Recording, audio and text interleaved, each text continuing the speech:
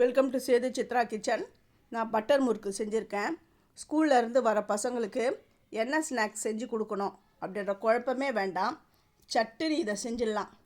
மிஞ்சி போனால் ஒரு 10 நிமிஷத்துக்கு மேலே ஆகாது. இதுக்கு 2 குழிக்கரண்டி அரிசி மாவு எடுத்திருக்கேன். நான் இது வீட்லேயே அரைச்ச அரிசி மாவு தான். ரேஷன் பச்சை அரிசியில் தான் நான் இந்த அரிசி மாவு பண்ணியிருக்கேன். 1 குழிக்கரண்டி கடலை மாவு. வீட்டில் இந்த கடலை மாவு அரிசி இருந்தாலுமே போதும். பட்டர் முறுக்கை சட்டுன்னு செஞ்சிடலாம். இது வீட்டில் இருக்கிற பொருட்களை வச்சு தான் செய்கிறது. இது பெருங்காயம், உப்பு வந்து அவங்கவுங்க டேஸ்ட்டுக்கு ஏற்ற மாதிரி போட்டுக்கோங்க. எள்ளு 1 ஸ்பூனு, வெண்ணெய் இல்லாதவங்க நல்லா சூடான எண்ணெய் கூட நீங்கள் விட்டுக்கோங்க.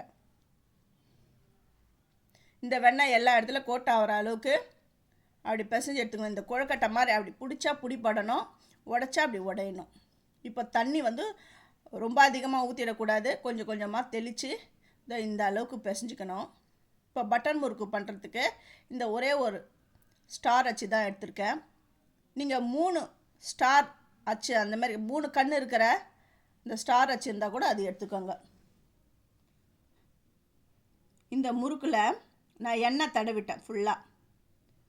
ஃபஸ்ட்டு என்னுடைய வீடியோவை பார்க்குறவங்க சப்ஸ்கிரைப் பண்ணலைன்னா சப்ஸ்கிரைப் பண்ணுங்கள். ஆல் என்ற ஆப்ஷனை தொடுங்க. அப்போ தான் நான் போடுற ஒரு வீடியோவுடைய நோட்டிஃபிகேஷன் உங்களுக்கு காட்டும். கடாயில் எண்ணெய் வச்சுட்டேன். அந்த எண்ணெய் காஞ்சிடுதான்னு சொல்லிட்டு சின்னதாக கொஞ்சம் மாவை கிள்ளி போட்டேன். நல்லா அது ஃப்ரை ஆகி வந்துடுது, எண்ணெய் காஞ்சிடுது.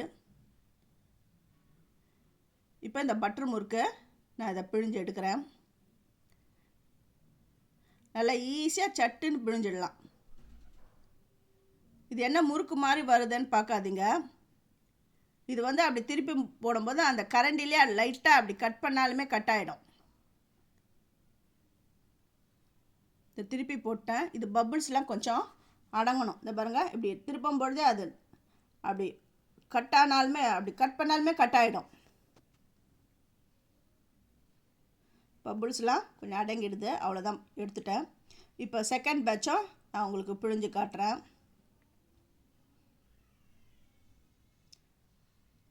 இந்த முறுக்கு அவ்வளோ டேஸ்ட்டாக இருக்கும். இது வாங்க நீங்கள் பேக்கரிக்கெல்லாம் போகணுன்னு அவசியமே கிடையாது. வீட்லேயே நீங்கள் இதை சட்டுன்னு ஒரு 10 நிமிஷத்தில் செஞ்சிடலாம். நீங்கள் கடாயில் அந்த அடுப்பில் வந்து கடாயை வச்சுட்டு எண்ணெயை விட்டுட்டு இந்த மாவெல்லாம் கூட கலந்துக்கலாம். இதெல்லாம் நல்லா கலந்துட்டு அப்படியே டக்குன்னு இதை பிழிஞ்சு எடுத்துடலாம். ரொம்ப ரொம்ப ஈஸியான ஸ்நாக்ஸ் இது. ரொம்ப இந்த குட்டீஸ்க்கெலாம் ரொம்ப பிடிக்கும். செகண்ட் டைமும் பாருங்கள் போட்டு நான் எடுத்துட்டேன். இப்போ தேர்ட் டேர்ம் இதே நான் அப்படி பிழிஞ்சிட்டேன். பாருங்க, அப்படி ஒரு அழுத்த விட்டாலுமே போதும். பட்டர் முறுக்கு நல்லா தனித்தனியாக வந்துடும். இதுவும் நல்லா வெந்து வந்துடுது. இதையும் நான் எடுத்துடுறேன். பபிள்ஸ்லாம் அடங்கிடுது பாருங்கள். இதை நீங்கள் உங்கள் வீட்டில் செஞ்சு பார்த்துட்டு எப்படி வந்ததுன்னு எனக்கு கமெண்ட் பண்ணுங்கள். அளவுகள்லாம் நான் சொன்ன மாதிரி அதிகம் வேணுன்றவங்க இதே அளவு 2:1, அதாவது 2 மடங்கு அரிசி மாவுனா 1 மடங்கு கடலை மாவு சேர்த்துக்கோங்க. இந்த மாதிரி ப்ரிப்பரேஷனில் பண்ணுங்க.